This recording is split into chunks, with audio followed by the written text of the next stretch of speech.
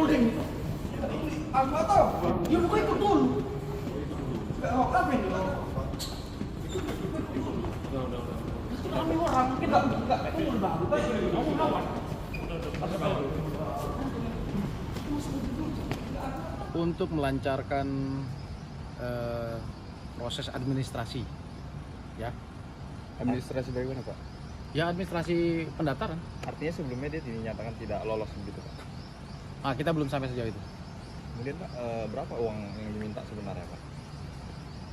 Besarannya masih didalami, tetapi yang pada saat di OTT itu ada sekitar 25 juta.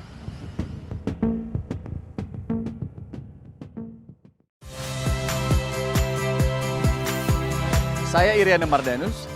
Saksikan program-program Kompas TV melalui siaran digital, pay TV, atau media streaming lainnya. Kompas TV, independen, terpercaya.